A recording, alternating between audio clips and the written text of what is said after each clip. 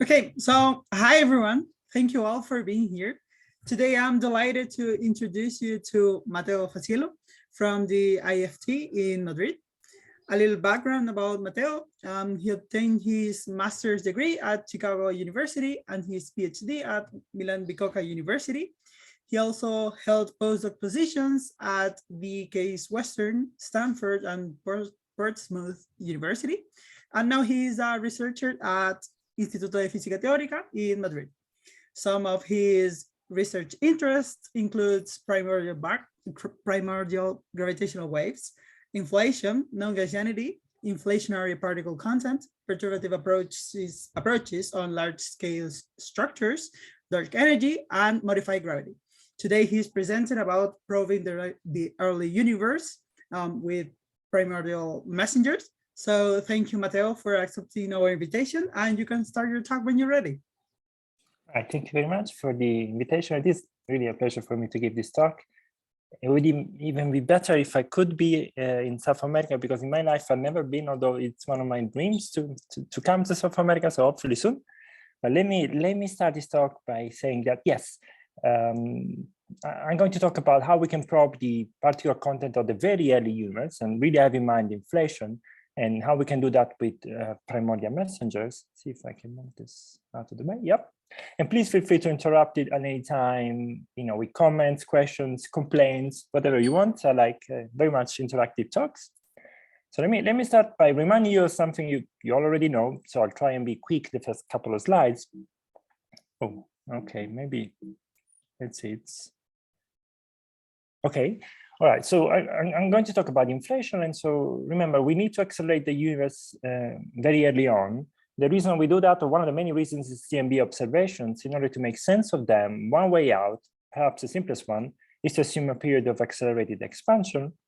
Now, we can do that. We know the easiest way to accelerate the universe is actually a cosmological constant, except that if we do that in the early universe, then we never give way to a period of radiation domination, the matter domination, so on and so forth. So we cannot have really a constant to accelerate the universe early on. The next simplest thing is to do so with a scalar field.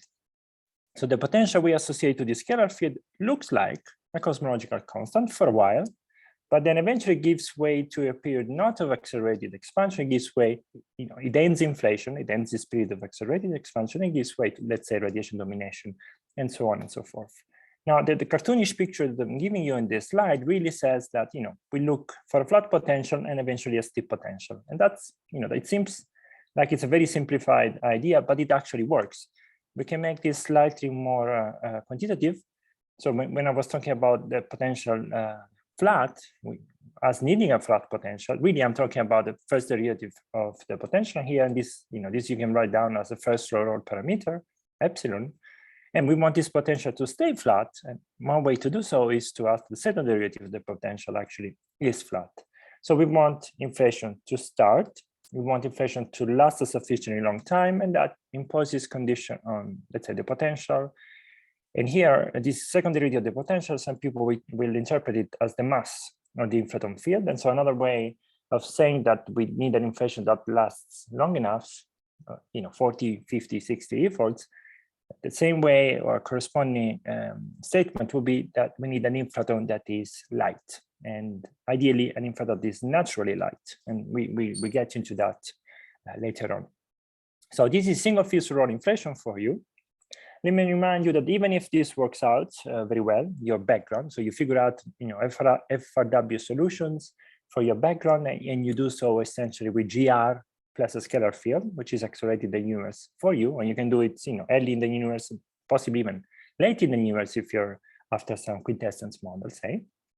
But on top of this background, of course, we have to consider quantum fluctuations. This is actually a plus of inflation, because out of these quantum fluctuations, eventually you will get the temperature anisotropies of the CMB, matter inhomogeneities, and so inflation, it shows up to solve one problem and actually ends up explaining a few more things. And so that's why it's quite, well appreciated in the community as an idea. So we've got these fluctuations on top of the background, and let's say a little bit more about these fluctuations. So let's write down the line element. So remember, we are in FRW. We want to consider fluctuations in a specific gauge, fine. And because we have 3 degrees of freedom in the simplest model, remember GR plus a scalar field, well, we're going to have scalar fluctuations, let me call them zeta, and tensor fluctuations, which I'm going to call gamma. And some people will immediately call gamma primordial gravitational wave. So just let's keep that in mind. Now we've got these quantities. Once you choose a gauge, if you do things properly, they are gauge invariant. And so we want to characterize what's going on in terms of fluctuations in the early universe, talking about zeta and about gamma. Well, the most obvious thing to do is to consider endpoint functions, right? Of zeta, endpoint function of gamma, and possibly also mixed endpoint functions. Doing that, of course, we start with 2-point function because it's easier. Let's do that. If we do that for the minimal scenario, and I have to stress that I'm talking about the minimal scenario because later on I'll move into talking about something else. So if I talk about the minimal scenario, this is the expression that you get for scalar power spectrum. It's extremely simple, so just a matter of figuring out the Hubble rate and the Roll parameter that you've seen before. And the k-scaling of this power spectrum is also extremely easy in S-1, which again, you can express as a function of this Roll parameters here, epsilon and eta. Now the good news is that we have a number associated with this p zeta. This number is 2 times 10 to the minus 10, which is great. You know, imagine you have this number, you measure this at k star, so this k dependence disappears. That means that you can solve this number on the left-hand side as a function of Hubble rate or as a function of epsilon, and you can learn quite a lot about the early universe. Now, ideally, you would also want to do something similar for tensor, the tensor 2-point function, or gravitational waves 2-point function. If you do the calculation in single phase Roll, well, life smiles at you, it's even better. The expression is simpler. It's just a function of the Hubble rate. Okay, the k-scaling, sure enough, but the k-scaling, again, it's a proportional to Roll parameters here. Now, nicely enough, if you had a number, if you did have a number associated to this p gamma, then you will be done because you use this number to solve for, let's say, the Hubble rate, and the other number, you use it to solve for epsilon. And if you are in single phase Roll models, you can solve for both, and you can know the energy scale of inflation. Now, to be precise, if we're talking about the energy scale of inflation, really we should be talking about the square root of the Planck mass times h. But you know, if we're talking about high scales, the Hubble rate is a good approximation to that. And so typically, and I'll have a comment on that, people talk about Hubble as the energy scale of inflation, and in the simplest single phase Roll models, that happens to be true. Now, sadly, we don't have a number associated to this p gamma vacuum, and more precisely, we don't have a number associated to this ratio, you know, p gamma over p zeta. This is the way we quantify things. P zeta we know, p gamma we don't. And so we just have an upper bound on R, and typically we use the Planck one, but there was an update by, I guess, Bicep and Keck. So this is the updated value for R. Now in the future, we're going to get better. So 10 to the minus 2, thanks to CMBS3 experiment, 10 to the minus 4, sorry, 10 to the minus 3, thanks to CMBS4 experiment. And I should also mention Lightbird, the Japanese CMB satellite, who's also going to get down to 10 to the minus 3. Now these numbers are not, I want to stress this, these numbers are just not an incremental improvement on top of what we already have. Of course, in principle, they are, but these values are actually key values. Because, for example, we're going to rule in or rule out some of the best models of inflation that we have at our disposal. So there's reasons to be excited about this. Before I get to that, let me just give you some feeling as to why it's good to be excited these days. So if I decide to be very, very naive and write down the spectral length in this manner, which is true for single phase Roll, and I declare naively, okay, no big thinking behind it, that epsilon is of order eta, then automatically I get R to be order 10 to the minus 2. And we are about to cross that threshold with MBS3 even. But this is a bit naive. So another reason to be excited is that some of the models are doing very well when it comes to the data. They are easy to embed, let's say, in supergravity models and in string theory models. Some of these models, for example, the first that comes to mind is Starobinsky inflation or R-squared inflation. And then this is connected to Higgs inflation, at least in the large field limit. So this model or this class of models has really precise predictions. So once you fix your 1 minus ns, which remember is fixed by observation, then you're stuck with the R that the theory gives you. And you fix n in this manner. And then once you figure out n, R is fixed, and R in this model, for example, is 2 times 10 to the minus 3. So as soon as we hit the 10 to the minus 3 threshold, we're actually going to be able to rule in or sadly rule out Starovsky inflation and all the similar models, which is quite exciting. That's why I talk about qualitative thresholds. And I don't know if in my talk I get to non-Gaussianities properly, but FNL order 1 is also another interesting threshold. We'll get to that later on. So let me say that just to conclude this very intro to single field role inflation, that some models are doing very well. And this is the proof of it. This is a plot by, let's say, by Planck. Y-axis, you've got your tensor to scalar ratio R, and NS, I remember 0.96, is on the x-axis. And you can see that, well, on the one hand, natural inflation, this violet band, is actually ruled out, but other models such as R-squared inflation in particular, which is a Starovsky model, essentially is doing extremely well when it comes to this data. You can see it's here. And if you consider the update by Bicep and Keck, sure enough, natural inflation, for example, really is not the intention with the data, really is ruled out. But there's plenty of models who are still doing, not plenty, but there's several models who are still doing a good job. So if you want to take a conservative approach, you might say, well, single field inflation is doing well. So why are you bugging us with inflationary particle content? There's one field after all.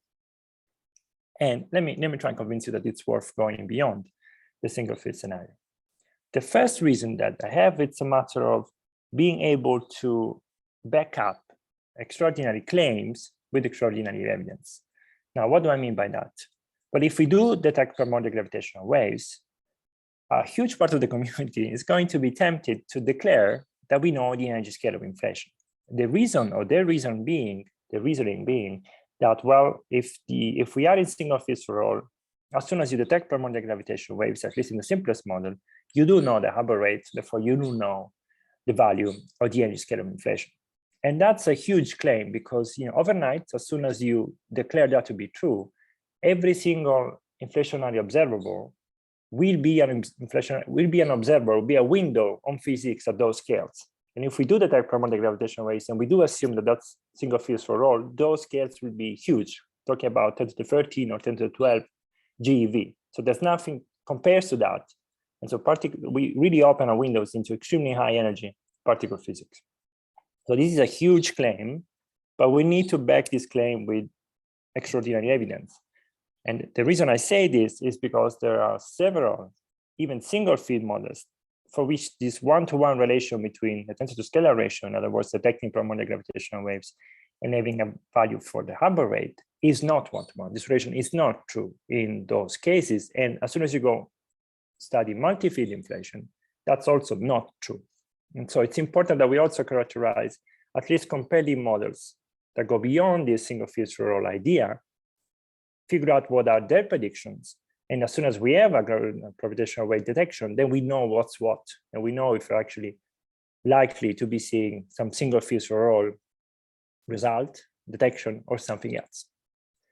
Now that's one reason why we should go beyond this single field scenario, but there's plenty more.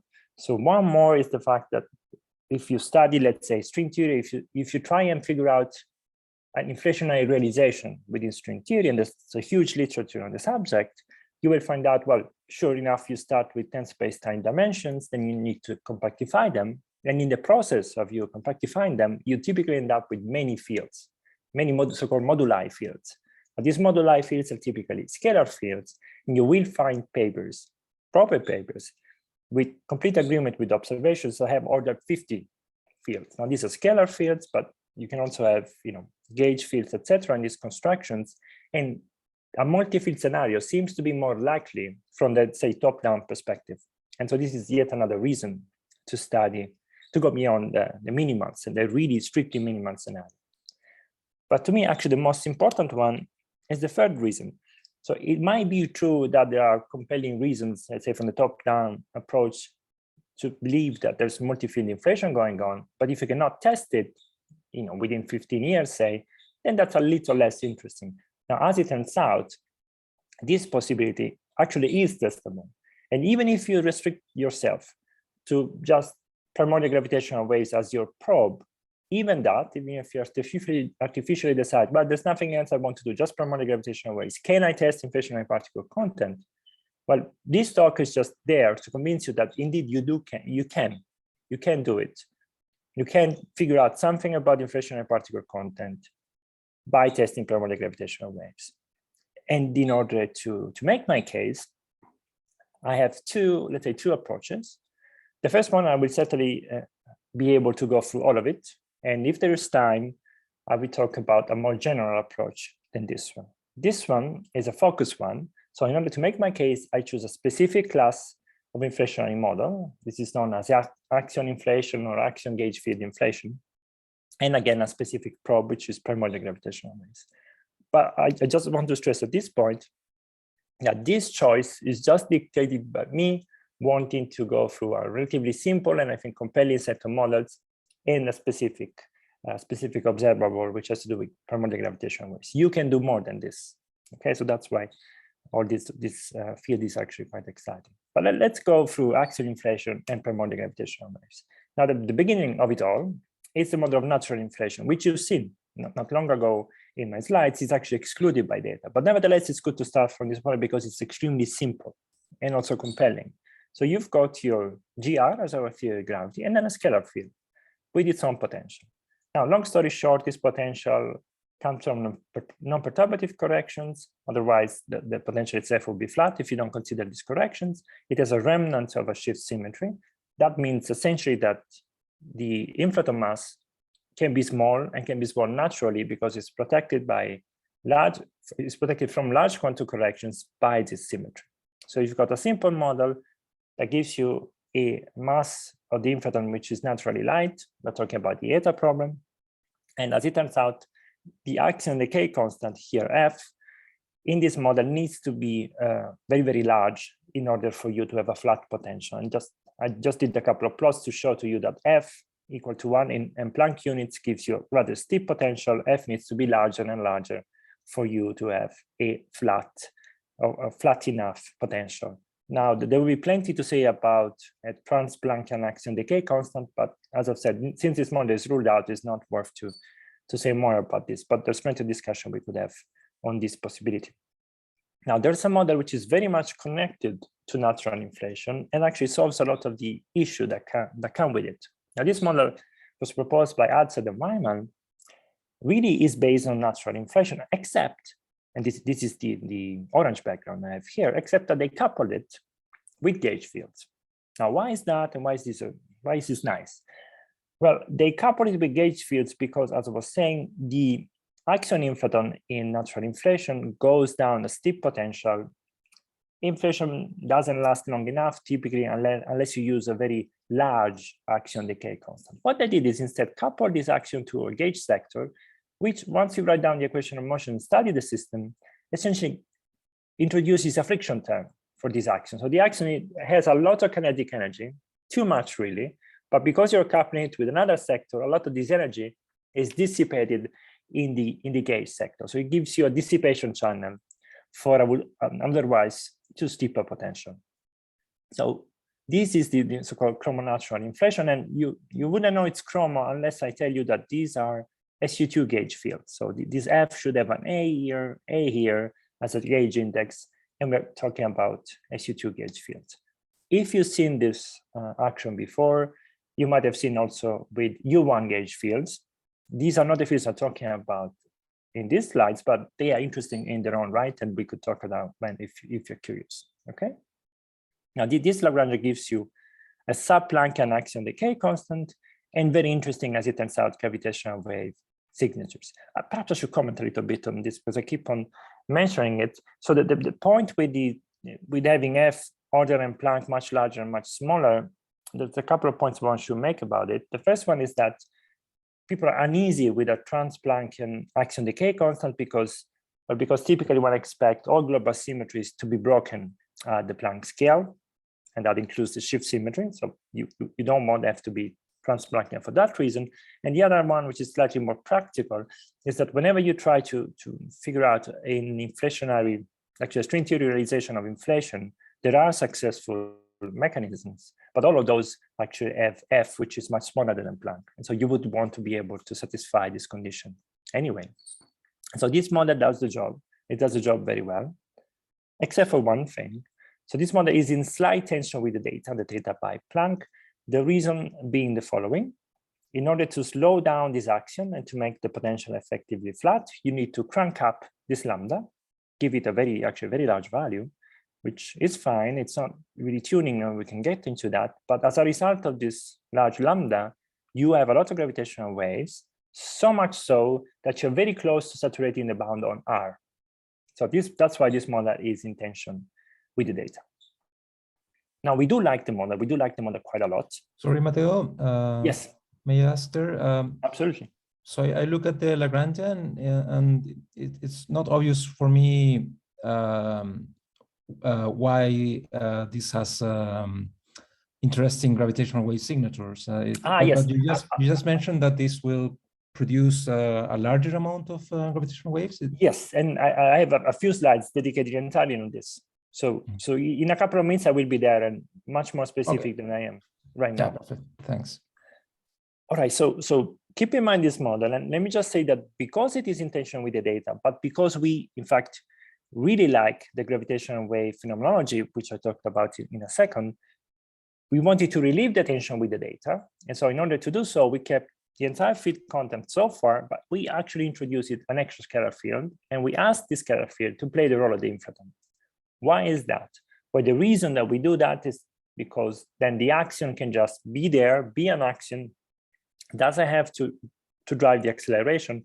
And therefore, before there was some tension between the axiom being very, very flat, being able to give us an S-1 for the inflaton, because the axiom was the inflaton, remember, being able to give us the appropriate element, an S-1, and try not to overproduce gravitational waves. If we do introduce an inflaton sector, which is different from the axiom, then the axiom can just give us an interesting gravitational wave phenomenology and doesn't need to really inflect.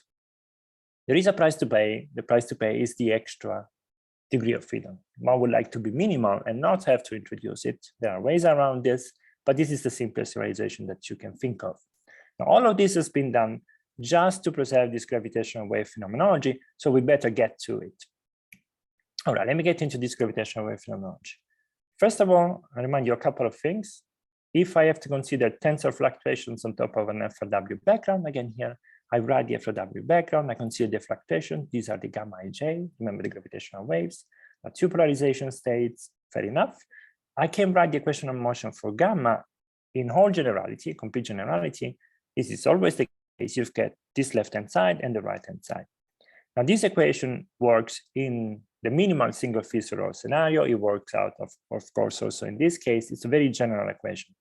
What I want to stress is that if you are in single Fasiello, you do get, nevertheless, a non-zero contribution here on the right-hand side, but it turns out it is negligible. So you can solve the homogeneous equation of the vacuum solution, and your solution will be an excellent approximation. Then you can just write down the power spectrum that results from it. This is not the case here. So here things are indeed quite different. So how does this work? Now in this, and let me actually stress that so long as we're talking about gravitational waves, this model is identical to chromonatural inflation. So if you're aware of that model, you will recognize a lot of the key features here. So let's start with the gauge fields. So these guys are, again, SU2 gauge fields. They have a background value and they have fluctuations. Now these fluctuations, because we have SU2 gauge fields, we're going to have two tensors, two vectors, and two scalar degrees of freedom. Now, what happens in terms of gravitational waves? Well, if I write down the equation for gamma, remember gamma are gravitational waves, there's going to be plenty of sourcing for gamma.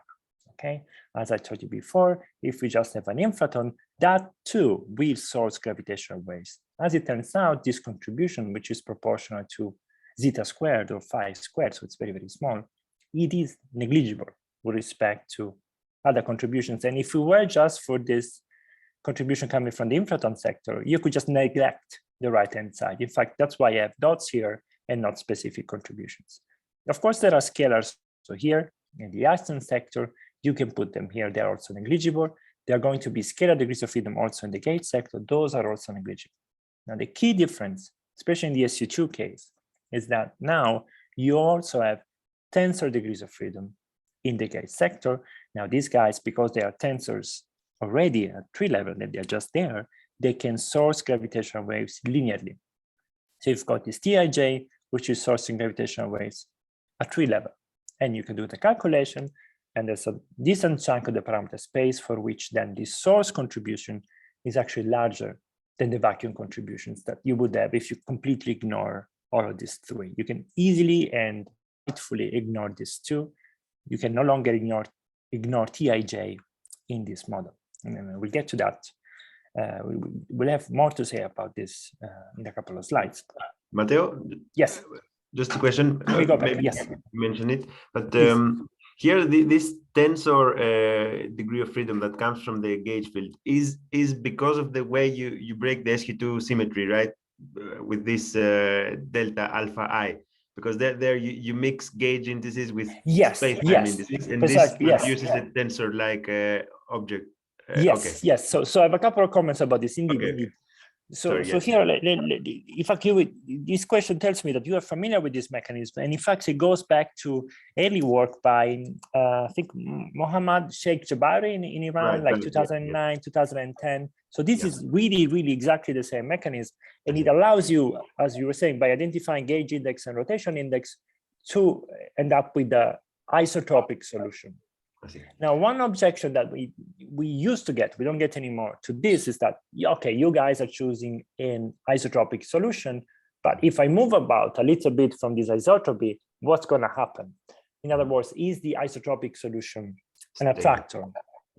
And now, indeed, there's work by Komatsu and collaborators that they have proven that, indeed, even if you start, let's say, with a Bianchi type solution, so something anisotropic, within a few efforts, you nevertheless end up with the isotropic solution. So this is, in that sense, an attractor solution. I see. And the other comment here is that I should say that this might mean that you cannot, for SU2 we are good. But how about a U1? Well, a U1 is also possible. Just to be fair to the U1 people, it's also possible if you have a very small parameter in front of your preferred direction that will be identified by a U1 background, because in that case you do have a preferred direction. Or the other possibility is that they switch off the background and then you just get fluctuations that come up at perturbation level. But that's the reason why we consider this simpler, because everything sort of works out already at the background level. But with the U1, how would you mimic the rotation of SO3? Oh, no, they completely switch off the background. They set it to zero. Okay. They don't mimic. Yeah, precisely. Fine. Yes, I understand. All right. So this is as far as the equation of motion for gamma is concerned, and I want to be slightly more precise here. In fact, Gonzalo was asking before about this enhancement or possible enhancement of gravitational waves. How come we get this as enhancement? But before that, I need to apologize for my notation. The reason I have this notation is because I want to conform with a lot of papers that are written. And so let me say it first.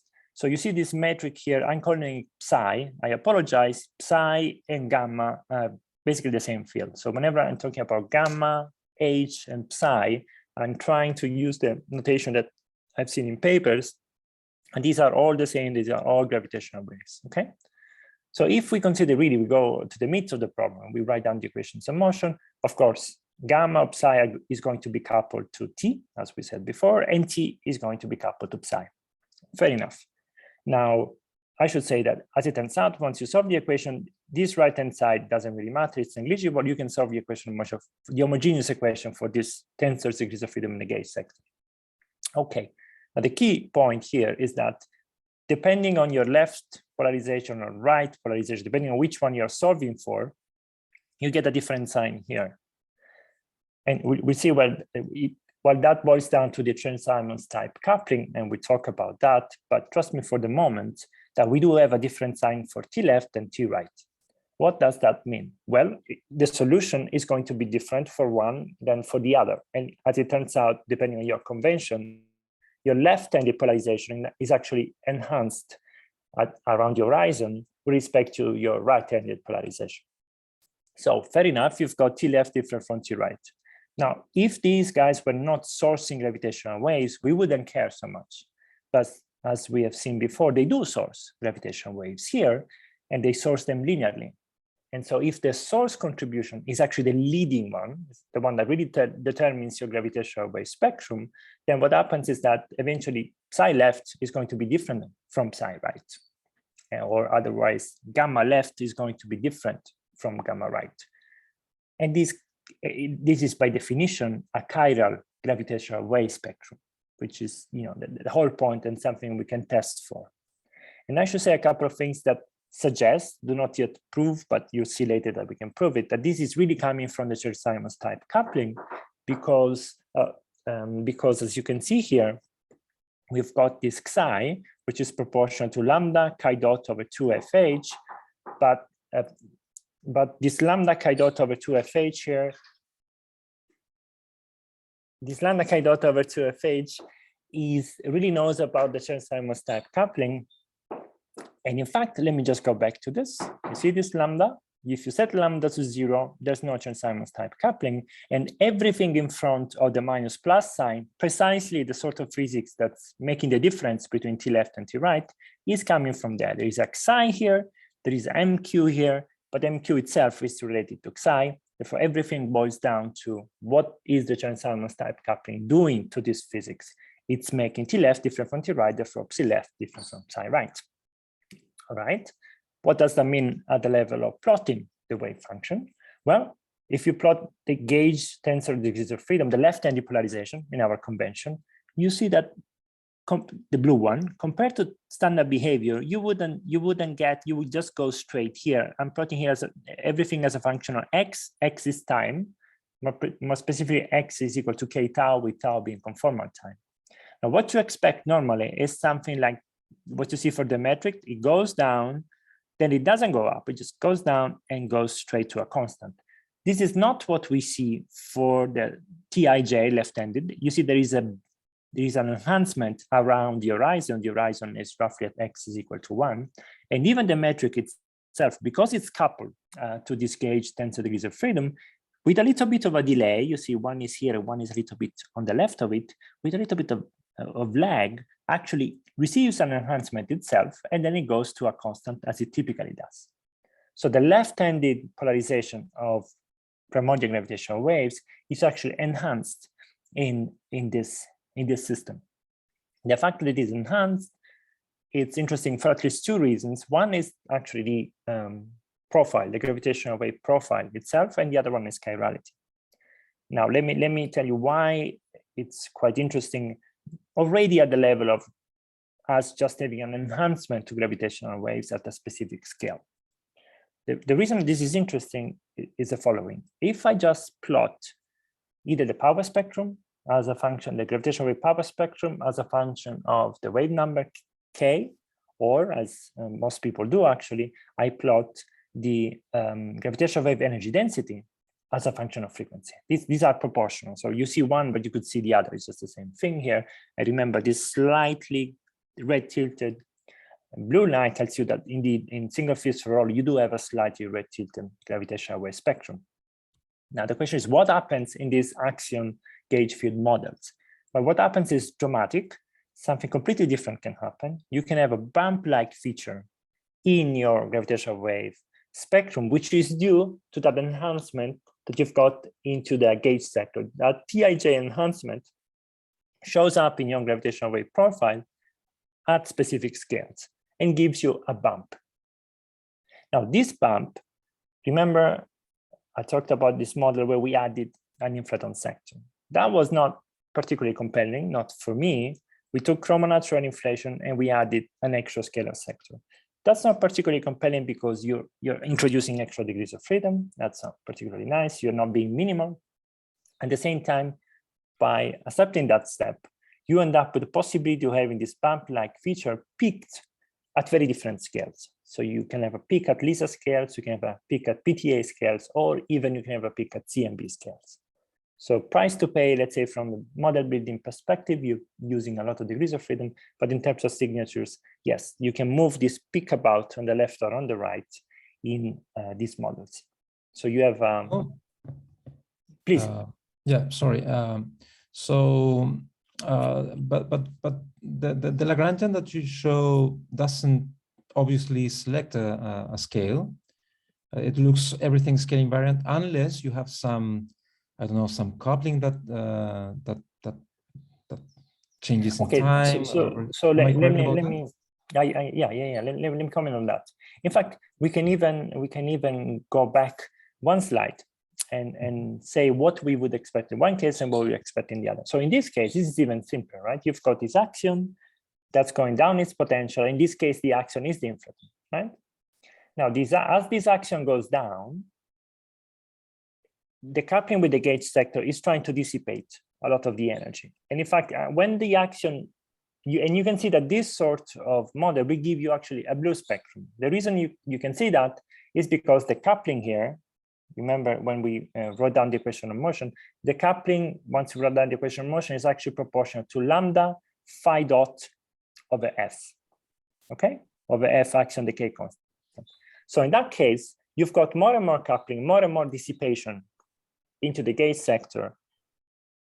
At the end, as phi dot becomes larger and larger and larger, and this, as a result of this coupling, you actually produce a lot of gravitational waves. So in this model, there is a very relatively easy way to see that actually at the end of inflation, as your inflation progresses and you go towards ending it, this coupling effectively becomes larger and larger, and you produce more and more gravitational waves. Therefore, in that case, you expect to have a blue spectrum. Okay. Now that you can see in this model, on the other hand, the axion has more freedom, right? The fact that it has more freedom is due to the fact that it doesn't have to inflate anymore. So that means that the axion does not have to inflate, meaning that you can actually end what would be the acceleration of the axion, which is no longer the inflaton. And so you can reach a peak to your gravitational wave production and actually then go down. You're allowed to go down without ending inflation because the axion is no longer the inflaton. And this is actually what generates the bump-like feature. If you're using chromonatural, you go all the way up to what would be the peak, right? And you cannot really go down. You're forced to have a blue spectrum. In this case, because the action can actually go towards the minimum, really, of the potential, its potential, without really any inflation, because it's not inflating, it's not responsible for inflation, then that gives you essentially the bump. I get it. Thanks. And I have a second question. Sorry. Please. The next plot, I think, or maybe let me go ahead. 2 more slides. That one. This one. Yes, this one. Oh yes. So that there you have the gauge sector, which becomes only one polarization. Right. But it becomes very suppressed after it leaves the horizon. That's am I correct about that? The blue line. So it becomes constant, but it is suppressed with respect to the metric. But this is just the wave function. If you consider the coupling that shows up in the equation of motion, then it is still able to. Actually, in fact, you can see that these guys goes up quite dramatically, but then the increase in the metric is just about 1 order of magnitude, from 1 to 10, essentially. So that's why if I switch off the coupling, now the gauge field would just do this and then end up even lower, and the metric would never have this little enhancement. Well, with this 1 order of magnitude enhancement, it would just go. Yeah, it would just be here. Could the gauge field later on, let's say after inflation, continue to be the source of metric? Yes. So we were hoping for. Well, okay. Some of us were hoping for this. Some of us were more lazy, such as myself, were not.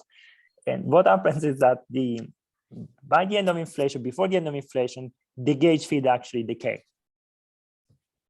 So you don't see it in this plot, but if I continue it later on, the gauge degrees of freedom will decay. So they don't survive all the way to the end of inflation. Now, there are other models. So to make justice to those models, there are other models where this gauge, this is not chromonatural though, it's other models with a U1. So this gauge degrees of freedom actually does survive, and then it becomes completely another game. It's particularly interesting for reheating, and then some people would like to have these SU2 gauge fields be actually standard model gauge fields, and what happens then, etc., etc. In what we are doing, we got lucky in the sense that we get the interesting phenomenology, and then they sort of disappear from the picture. But I do agree that it would be even more interesting if these guys survive and they keep sourcing, and perhaps we don't know who decays more quickly, the inflaton or this gauge fields, or if the inflaton decays into them. So that's a whole new part of the dynamics that we didn't have to negotiate with, but it would have been nice to negotiate with. Great, thanks. All right. Now, so yes, let me stop here to just stress this point, right? So in this class of models, you can have a bump-like feature in the power spectrum. If this were the initial chroma, you would just have something that goes up slowly, but goes up all the way. So you would still test that. If you insert more freedom, you pay the price for that freedom, but you get bump-like features. And I would say that in the minimal, at least in the very minimal single field Rohr scenario, you cannot get this. And so if you do detect primordial gravitational waves with LISA, LIGO, etc., then I would say that is strongly suggestive of either some very specific single field scenario or of multi-field inflation right away. Now, I have to stress though, sorry, go ahead. Matteo, yeah, just a small comment related to Gonzalo's question. So what is the parameter that decides where the bump is? Yes. So that depends on when. So it depends on initial condition that you put for your axiom, and it depends also on lambda. Okay. So lambda is the coupling, the gauge field coupling, and I have to add another parameter. It depends on. This parameter is called in paper is called MQ, but the definition, the exact easy definition is G. G being the non-abelian, the structure constant G. Q being the background value of the gauge field divided by the Hubble rate. It also depends on that. And I will have some examples and some plot depending on the values of this lambda and on this MQ. And MQ is very important in this. We don't have a lot of freedom, as it turns out, in terms of the width of this bump. There's not much freedom on that. There is a lot of freedom on the peak, on the position of the peak, but not on the width. Right. All right. And in fact, I will get into that as well. So all I wanted to stress is just that with these models, you can actually produce things that can be detected with LISA, LIGO, even PTAs, etc. But remember, these are just primordial gravitational waves, and what LISA is most likely going to see is also an astrophysical background. And so how do you get rid of the astrophysical background is an entirely new discussion, and something that we certainly should keep in mind. These are not just, we're not going to just see primordial gravitational waves at LISA scales, even if we're lucky enough that nature has chosen one of these models to actually accelerate the universe early on. I just wanted to do, to make sure I get this sort of realistic comment in my slides. Right, but back to the equations of motion, I just wanted to stress this a little bit more and actually show that we can test for this effect. So I blamed a lot on the Chern-Simons type coupling, this lambda chi ff tilde.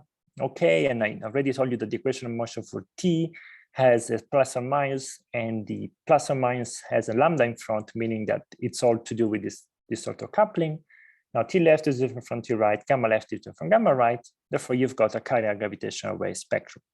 So that's true. All I want to say is the following, that this sort of chiral gravitational wave spectrum is there. It's much more general than you would extrapolate from what I've said so far. So you find it in the model that we wrote down, you find it in chromonatural, you find it in all U1 models. But remember that there's also the gravitational Chern-Simons type coupling. So this sort of chiral signal, you will also get it if you have, instead of this coupling, lambda chi r tilde, r being the Ricci tensor. So just for completeness, I would have to stress that. But this sort of coupling, and basically only this sort of coupling, will give you a chiral gravitational wave, a signal of primordial origin. And therefore, this is a signature which is rather distinctive, I would say. It's not just some funny profile as a function of the frequency. Chirality is much more associated to a much smaller subset of classes of inflationary models, which to me makes it particularly interesting. And it is interesting because we can test for it. And so let me remind you of a couple of things here. If you try in single field Rohr inflation models to correlate, to consider the correlation between B modes and temperature anisotropies of the CMP, so BT correlation or EB correlation, and you do the calculation, it's actually in papers, and even in textbooks, you will see that that is precisely proportional to, p gamma left minus p gamma right. And given that that's 0 in single feature or inflation, this is what you expect to get. Now, in these models, as it turns out, BT actually is non-zero, and therefore we can use the CMB to test for this idea, to test for this type of coupling. This is what we wrote down, but then some people took us very seriously and actually did the analysis properly. So this is work by Komatsu and collaborators, and they have Lightbird in mind for actually specific reasons that I can comment on. So what are we plotting here? These are BT correlations as a function of multiple here. Different colors stand for different regions in the parameter space of these models. And let me actually get to this formula. So this formula, coming straight from the paper, is trying to parameterize the model that we wrote down and other models as well. Now, this is just everything is standard here. And I should say that, for example, most models, certainly all models are covered by this parameterization. And there's a lot of freedom as to where you put your KP here in these models. But on the other hand, one should be careful because there is not a lot of freedom and respect to how the background behaves as to the value of sigma. Now, sigma really tells you about the width of this P, and sigma really should be either order 1 or order 10. So these are the models that these are the values that give you an interesting gravitational wave profile. And so although you can get a lot of fancy results for different values of sigma, there is no corresponding consistent inflationary model that gives you that. So a lot of freedom here on KP, not a lot of freedom in sigma. All right, now this plot, remember, different colors, different regions of parameter space for the models. Now everything above the black line is actually observable by Lightbird and everything below isn't. And that's because the black line basically represents something that can go wrong with the experiment or something associated with the possible error in the experiment. A reducible error, this is, for example, a polarimeter miscalibration effect. The value you can have and the L dependency can have is of this type, and these people know about it and then try to account for it. And so only stuff above this value can actually be tested by Lightbird. And then I want to comment on this a little bit more, because this, we really are using a lot of multiples here. We're talking about 10 squared, even 10 cubed. So the one question you might have is, wait a second, okay, this is a primordial effect. It's there, but how about, especially if I'm calculating EB correlation, how about lensing? And how about if I consider other effects that really give you chirality, such as birefringence, right? These are both effects that are there and are important. But importantly, these are actually been studied, and the bulk of the signal actually comes at L of order 30 or larger. So you can see that in these models, what Lightbird can do is actually test very small L. In fact, Lightbird is going to be very good at testing L smaller or up to 30. And so the sort of physics or primordial physics that we're talking about can be tested very clearly without a lot of other, without a lot of degeneracy, with other effects at L up to 30. But after that, one needs to be very careful before claiming detection of this effect, as opposed to any other effect, such as lensing and birefringence. Lightbird has been chosen specifically by the Munich group for this reason, because Lightbird is going to be able to probe relatively small L. And that's why Lightbird is good for these specific models, okay? Now I should comment on something else, which actually we have recently learned, and we're happy to, this is not our work, we're just happy to hear about it. So if, as I've said, the peak of this bump-like feature in the gravitational wave pump spectrum occurs at CMB scales, then we know what to do, okay? So BT correlation is the way to go. But we've got so much freedom that this can also happen at very small scales, such as the LISA scales. So what do you do in that case? So normally you would say, well, let's use interferometers to detect primordial gravitational waves. That's sure, one can do it. And you, on the other hand, you just detect the signal. Can you tell me that the signal is chiral? Well, the answer is time dependent, in the sense that one thing which is true for sure is that if you have just one interferometer with planar geometry, so everything is on a plane, Smith and Caldwell, they have told us that you cannot do that. You cannot test for a chiral signal, essentially because you cannot distinguish a gravitational wave coming from the top, right-handed, say, top of your interferometer. You cannot distinguish it from a left-handed coming from the bottom of your interferometer. And so in order to be able to test chirality, you need to cross-correlate different interferometers in different geographic locations, because that essentially gives you a non-planar geometry. So this is certainly true, but what we were very pleased to see, and we actually didn't think about it ourselves, is recent work by the LISA collaboration that actually goes back a long way to similar work by Seto. So what's going on here is that people just remembered from essentially for a lot of physics that was done for the CMB, that we are not a rest. So the solar system is not a rest with respect to the cosmic rest frame. So there is a dipole moment that we have with respect to the cosmic rest frame. And given that we assume that stochastic gravitational wave background is in that frame, we are going to have a dipole moment with respect to it. And because there is this dipole moment, we are going to actually be sensitive to circular polarization. We're going to be sensitive to chirality. Now, the price to pay, of course, there is that this dipole is proportional to the velocity that we have with respect to the cosmic rest frame, and that's a 10 to the minus 3 there in front of whatever effect you're trying to probe. So this is a small effect, but in principle, even a single interferometer with planar geometry, because of this induced dipole, can actually be used to test for chirality at small scales. All right. Now, I should say that everything I've talked about to you so far has to do with the power spectrum. Really, we're talking about gravitational energy density or the power spectrum directly. So the 2-point function at the end of the day. And I hope I've convinced you that the 2-point function really holds it's a repository of a lot of key information about the universe when it comes to these models, okay? Now, the next step, obviously, is to go for the 3-point function, because we characterize observables according to endpoint function. And the third one, 3-point function, is the obvious next step. And so you might ask, how does the non-Gaussianity feature with respect to single field role in these multi-field models? Well, the answer is simple. You go on, you calculate your 3-point function. And here again, conformity to notation in papers, I'm using H, but I remind you that H and gamma and psi really are exactly the same thing. You've got this 3-point function here, the so-called bispectrum, and the way we we parameterize the amplitude of the bispectrum is essentially by using a bispectrum divided by the power spectrum squared. Some people will call this FNL, the nonlinear parameter. What's its value? Well, its value is proportional to R squared in single field role. So that's very small. Remember, 10 to the minus 2 squared, essentially. But in this class of models, the value can be much larger. In fact, can have a factor of 10 to the 6 in front of it. So you can get large non-Gaussianity in this model. Now, for the experts in the audience, you're going to be curious to know what sort of non-Gaussianity. Well, remember, there's plenty of templates when it comes to non-Gaussianity, a lot of things we can get, but generally, you can use a basis of templates, and the basis is going to be made up by the so-called equilateral non-Gaussianity, let's say folded non-Gaussianity, orthogonal non-Gaussianity, and local non-Gaussianity, okay? Now, what that means essentially is that it answers the question as to where this bispectrum peaks as a function of the wave numbers. Does it peak when they're all equal? Does it peak when one of them is much smaller than the other two?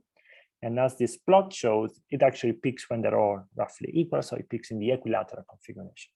Now, it's not exactly equilateral because we can see that it goes down, it's non-zero if we consider the squeeze limit.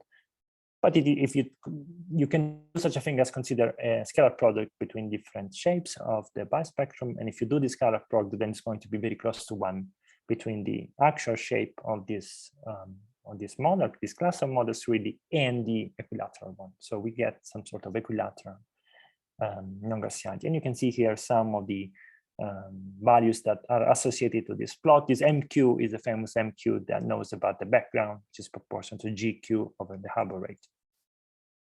All right, so this is as far as tensor. That's what this TTT means, non-Gaussianity is concerned. And while it goes without saying that it was too tempting, so we also calculated the scalar tensor non-Gaussianity in these models. And sure enough, you expect it to be proportional to R in single phase role, but you get 10 cubed R in these models. And so let me just conclude this part, and then I'll ask you how much time I have. Let me conclude this part by saying that I hope I've convinced you that you can use, even if you use just primordial gravitational waves to test inflation on particle content, in the context of action inflation models, by just looking at the scale dependence, or people more connected to data, that we call it the shape profile, the frequency profile of gravitational waves, by looking at the possible chirality of the signal. Remember, P gamma left different from P gamma right. And of course, by looking at non-Gaussianity, there is plenty that you can learn about the early universe. And, again, let me just repeat it. Something shows up at small scales in your gravitational wave detector, and you're able to determine its primordial origin. Well, pretty much almost a smoking gun for multi-feed inflation. So that makes us very excited. You do see a chiral signal. You're able to exclude any other origin for this chiral signal. Well, that really boils down to some sort of Chern-Simons type coupling, so FF tilde or RR tilde.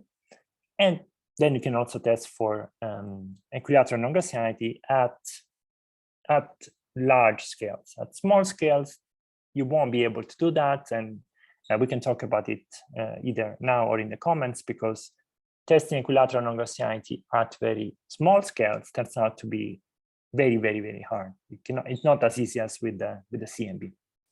Now, let me ask you how much time I have. We have like 5 minutes. Oh, 5 minutes. Okay, so Yes. so let me at least start, just as a teaser. Let me start to be more general, and perhaps then you get curious about this. Those of you who don't know about this already, of course. Well, okay, I should say, to conclude this part, that there's a rich literature on the subject, and I encourage you to go read it if you're particularly interested. And there's a lots of direction stemming from these sort of models. You can consider possible back reaction problems. They are not there. These models have been used to actually figure out a mechanism for gravitational leptogenesis, which is interesting. And there's been an effort recently to embed these axion gauge field models in supergravity first, and then string theory later. So that's the community is quite interested in these sort of models. But I want to be more general now, at least for 2 or 3 minutes, because you might say the following: okay, I get that you like these axial gauge field models, I don't. So how can we test inflationary particle content without committing to this funny models that you like? I don't like them. Can I test inflation nevertheless? Well, thankfully, the answer is yes. And the key observable here is actually, as we will see, non-Gaussianity. So what do you want to know about this particle content of the early universe, the very early universe? Most likely, if you want to describe a field, you're going to describe its mass and its spin. Fair enough. How can we learn about the mass and the spin of inflationary particle content? Well, it's simple. So far, I've talked to you about the 2-point function, either the scalar or the tensor, it doesn't matter. Once again, non-Gaussianity comes to the rescue. Non-Gaussianities can tell you quite a lot about the inflationary particle content. This is the definition of the 3-point function. And FNL, this nonlinear parameter, is defined as the bispectrum here divided by the power spectrum squared. This is the scalar case, but for the tensor case, it's exactly the same. Now, I think I have time to talk about this slide. And so I find it interesting, so let me talk about it. If we want to test, rather in general, the inflationary particle content, let's say we don't have a chiral signal, we don't have a bump in the gravitational wave spectrum, can we nevertheless learn something about this inflationary particle content? But the answer is yes. One needs to consider the squeeze limit. So the limit in which one of these momenta here in the 3-point function is much, much smaller than the other one. This is also called the soft limit. And in particular, one needs to consider the contribution to this observable. If you write down the Feynman diagrams corresponding to several interaction terms, we will be looking at Feynman diagrams that involve not just the inflaton, but also other fields that participate during inflation. So whenever you consider these Feynman diagrams that contribute to zeta, zeta, zeta, you are going to have this sort of behavior. So this piece is standard, it's just essential dimensional analysis for the bispectrum. But then you get here, this is the so-called k-scaling of your 3-point function. And the k-scaling is a function of what? A number, and then this nu. What is this nu? Okay, this nu, you can see here, is a function of the mass of these extra fields and also the spin on these extra fields. So that means that the mass and the spin of extra particle content during inflation can be tested by considering the k-scaling of the 3-point function, in this case, the scalar 3-point function in the squeeze limit, which is quite interesting. Now, also on top of that, you can see that there's an angular dependence. This is the Lejeune polynomial of degree S, where S stands for spin. So if you've got spin 0, then this is not particularly interesting. It's a number, but starting with spin 1, you're also going to get an extra angular dependence for your squeeze non-Gaussianity that tells you about the spin of this extra particle content. So that I would say then the queen of observables when it comes to testing new physics during inflation, if you want to stay agnostic, if you don't want to commit to a specific class of models, is non-Gaussianity. In particular, is non-Gaussianity in the squeeze limit, assuming that, of course, you do have a model which has zero non-Gaussianity in the squeeze limit. So this is one. And of course, well, I'm not going to get into consistency relation here, but this needs to be an observable contribution directly. And the expert in the audience will know what I mean, and we can talk about that if you want. Now, I presume I have maybe 2 minutes. Let me just reassure you, at least reassure myself. Now, when I looked at this formula, which is very interesting, I also wanted to see that for the case when this extra particle content is actually very, very massive, I want to see a signal that disappears. Why is that? Well, because if I'm dealing with particles during inflation whose mass is much, much larger than the Hubble rate, I know I should be able to integrate them out. Otherwise, there's something wrong with, with essentially the effective theory approach, which there shouldn't be. And this is certainly the case because, as you can see here, as soon as you assume that the mass of these extra particles is larger than Hubble, essentially, then, okay, you've got your usual contribution here, the K contribution, the angular scaling, you even get a periodic feature here, but most importantly, you get a Boltzmann-like suppression proportional to e to the minus pi mu s, and mu s, remember, is proportional to the ratio of the mass divided by Hubble. And so I do have an exponential suppression proportional to m over h, which means that if these guys are very, very massive, I'm not going to see anything. I mean, these features, this angular dependence and features will all be there, but they will hugely suppress. So the fact that you can integrate out fields that are very, very massive still is there and is visible even in these expressions. And so that's comforting for me. I just regained physics that I'm familiar with, and our standard intuition actually applies also in this case. And so is this a good time to go to the conclusions, or should I carry on? Maybe I should conclude? Yes, I think so. So we can go to through questions. Oh, let me conclude. Let me just I'm gonna skip 500 slides, and let me just conclude by saying that I've shown early in this presentation that cosmological probes are about to cross qualitative thresholds, not just any thresholds, on some key parameters. I think I've talked enough about R to convince you that that's the case. I did not talk enough about FNL to convince you that indeed this is true also there.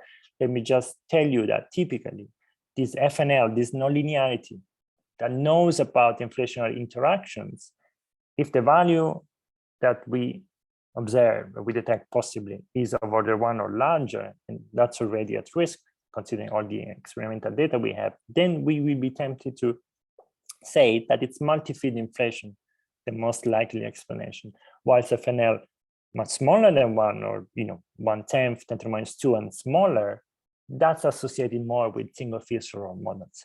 And crucially, large-scale structure is going to get to FNL of order 1, perhaps 5, if I'm being more realistic, and 21 centimeter cosmology would get us to 10⁻⁻1, 10⁻². So we are going to cross the threshold also for FNL when it comes to the multi versus single field dichotomy. And so that's also exciting. So what's there to do on the theory side? I would say, of course, exploring or putting forward new models or exploring compelling ones. But I think it's particularly important these days to build that theory to data pipeline to prepare theory to meet the data. And what do I mean by that? Well, there's been a lot of work done on what the CMB can tell us about inflationary particle content. Not as much work has been done, let's say, at intermediate scales, such as PTAs, or small scales, interferometer, LISA, LIGO, of course, Einstein telescope, and I'm forgetting plenty more, probably BBO, which is a plan, interferometer, etc. Essentially because these experiments were not flying. Some of them are not yet flying. This is 2034, but they are coming. And so it'd be great to have things ready when it comes to testing inflation with those probes. What's at reach? Well, of course, deeper understanding of the early universe, that's what we always say. And as I've discussed early on, if it is single physical role, then there is a hugely important connection with very high energy particle physics. And so I would say that normally I see two trends. Some people just like to write down models that are compelling from the model building point of view without really worrying about are these models testable or not. And another sort of community likes to just write down and test everything that's testable without worrying very much about having a compelling reason for writing down those models in the first place. But I would say that thankfully, and essentially that's why I wrote down some actual inflation models just as an example, I would say that these days the intersection between compelling and testable models is not an empty set. And so it's great that we can actually work on models that more or less are compelling and are testable. And so there's plenty of reasons to be excited about this possibility. And let me actually thank you and stop right here. Thank you, Matteo, for your great talk. We have some time for questions. So Please. I see that Simon has one, so go ahead. Hello, thank you, Matteo, for the nice talk.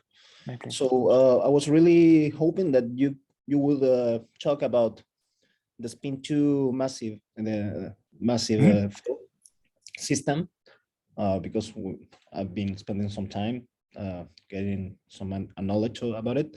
All right. So maybe I would like you to summarize what has been done, Yes, what you are yes. currently doing about it, and what will be done. And also, I was thinking about, I don't know if you have found or do you know of any kind of smoking gun similar to this chirality thing that you find in the spin 1 system, right? Because the EFT of the spin 2 system doesn't seem to have any term that breaks parity invariance. So maybe you won't find that, but maybe you can find some other smoking gun or something like that. Yes. So a couple of comments on this. The first one is that indeed we don't have a chirality.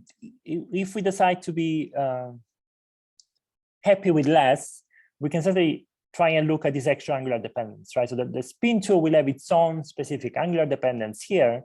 It's going to be a Lagrange polynomial of degree 2. So we're going to get a P2 here.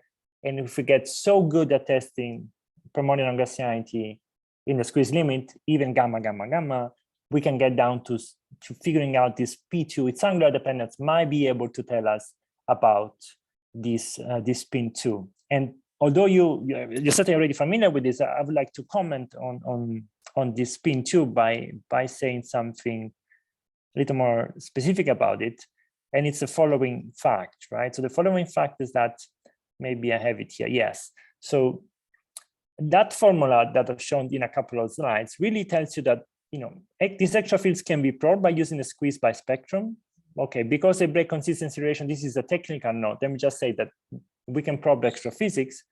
Now, spinning fields, they do come with richer set of signatures. They might not be chiral, as we were just saying, but they have an extra angular dependence, for example, in the bispectrum.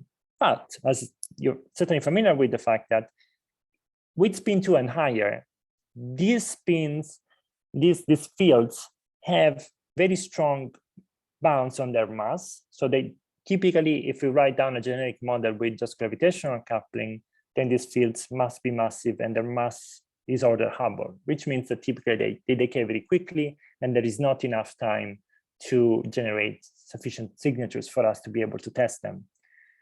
But the key point that it's been realized, and you guys are familiar with the fact, is that in order to make this spin 2 deliver a very interesting phenomenology, the key point is the coupling. So if you write down a inflationary theory with extra spin 2 fields that are not directly coupled to the inflaton, then it's very, very hard for you to get interesting signatures on the gravitational wave side, but quite in general.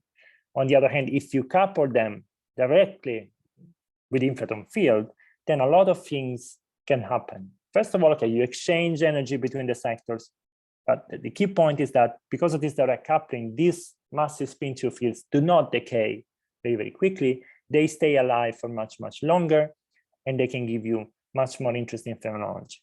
Now, if you want an extremely technical comment, the comment for this is the following. These bounds that you've got on spin 2, this so-called Iguchi bounds and its generalization, they really come from unitarity, from the fact that you want a unitary representation in the sitter or in quasi the sitter, because that's where you are. And these unitary representations force you to have a massive and really massive spin 2. On the other hand, the inflaton background breaks the sitter isometries. And so whatever you couple directly to the inflaton field is going to be able to weaken this Iguchi bound, and you can deal with much more light spin 2 fields. And that's what these guys, these Primordial and collaborators, are talking about when they wrote down this effective theory of spin 2 fields. And so that really delivers an interesting phenomenology. But again, squeeze non-Gaussianity, yes, you can get it because now you've got light fields. And the spin 2 can give you a fancy angular behavior. And that, I would claim, is the most immediate recognizable trait associated to this field content. You can get something interesting at small scales, but there you need to modify things a little bit, introduce some time-dependent sound speed and some other, or scale-dependent sound speed, some other feature, but that comes with an extra assumption. At large scales, you can focus on the angular dependence. Thank you. Sure.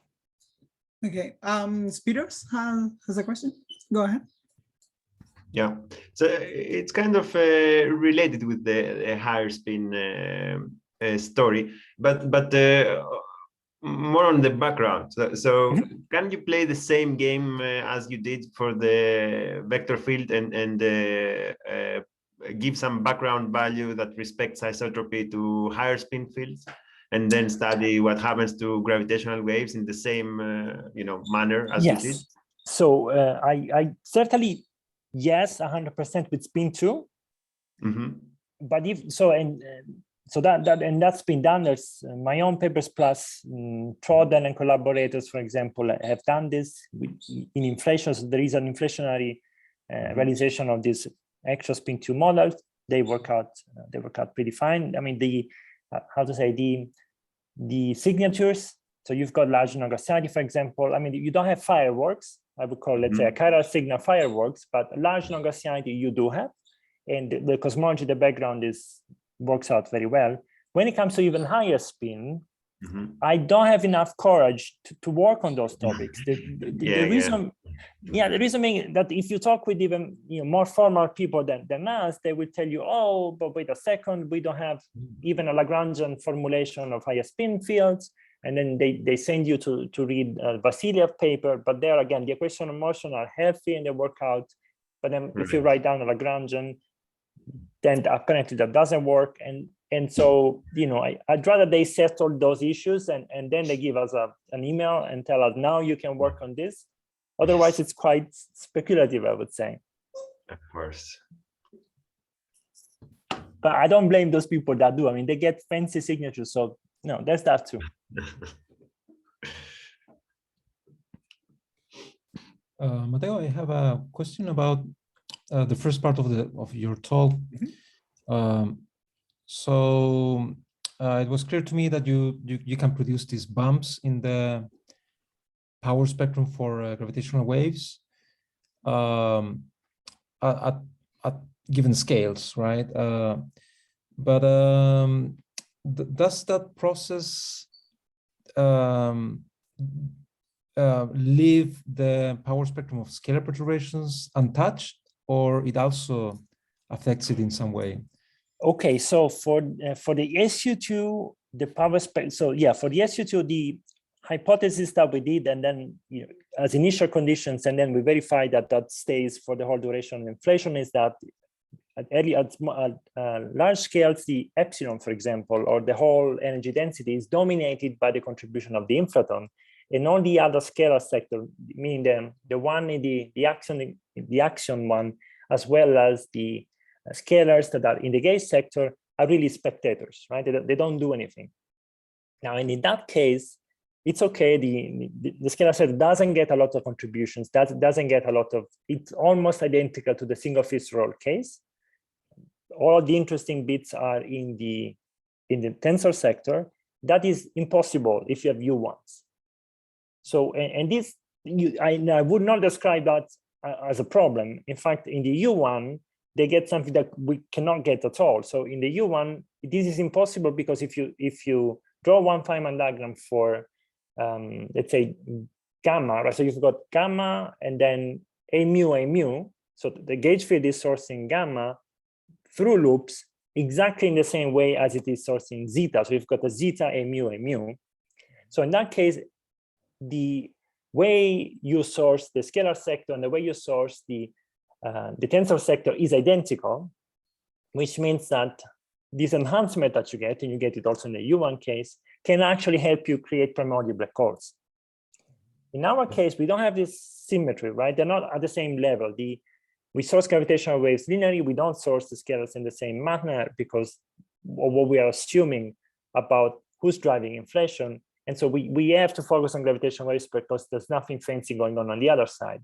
As soon as you do the U1, okay, there are some prices to pay for, isotropic solution, etc. But there's much more excitement in the scalar sector.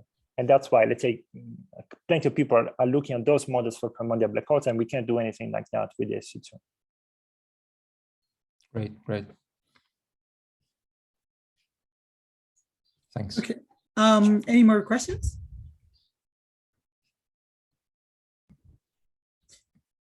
Okay. I think we're good on time. We had a great question. So let's thank again Matteo, and thank you everyone. Thank you for coming today. Take care, have an excellent rest of the day, and hope to see you again in the next seminar. Bye everyone. Thanks a Hello, lot. Matteo. Bye, thank Bye-bye. you. Ciao. Bye.